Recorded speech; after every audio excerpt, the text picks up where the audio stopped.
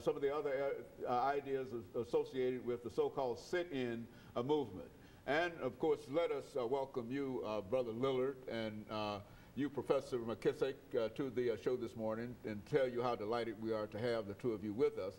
Let's start off by having you, Leo, to give us some information about your background, your education, and some of your experiences.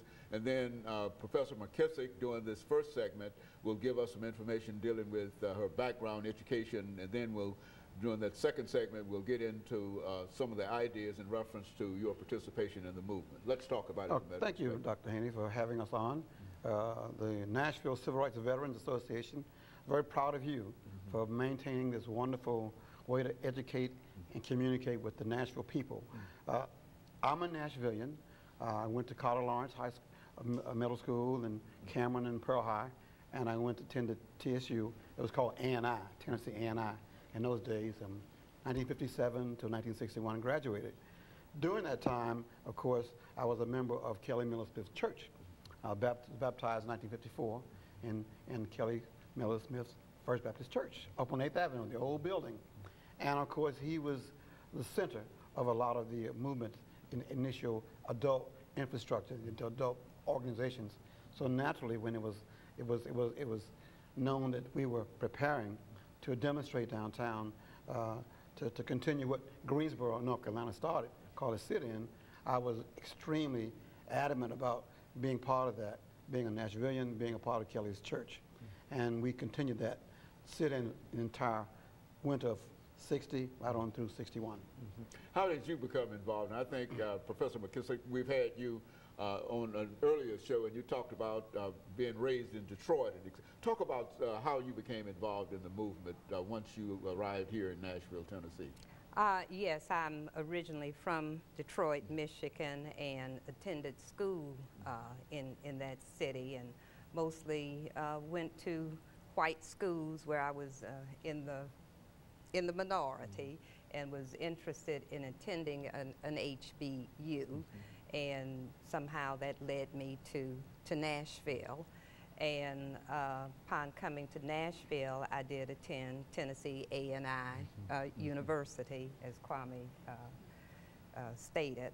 And I was living in the city. This was 1961 when I came, and had watched things about what was going on in the South, but really hadn't made the connections between myself and what it really meant to be black in America till I came to Nashville and really was confronted with adversity and saw Jim Crow firsthand.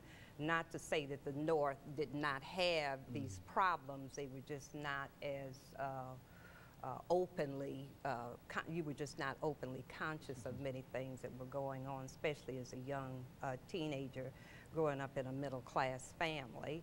But I lived in the cities, and when I came, it was right after the Freedom Rides had occurred and students had been expelled from school, and some of the Freedom Riders were coming around in the student union trying to recruit students to continue what they had started in the sit-in demonstrations in the city.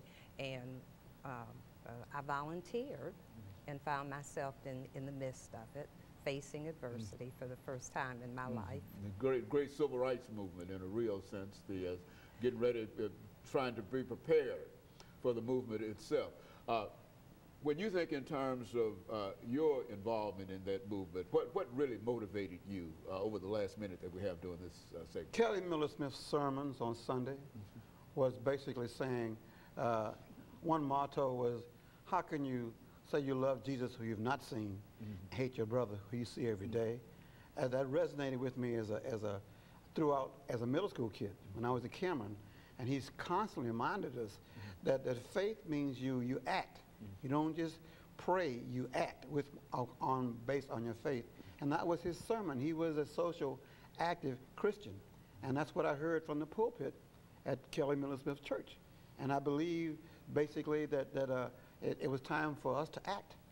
And so when it was clear that Jim Lawson was teaching nonviolence and teaching the tactics of Gandhi, it was our time to make a difference.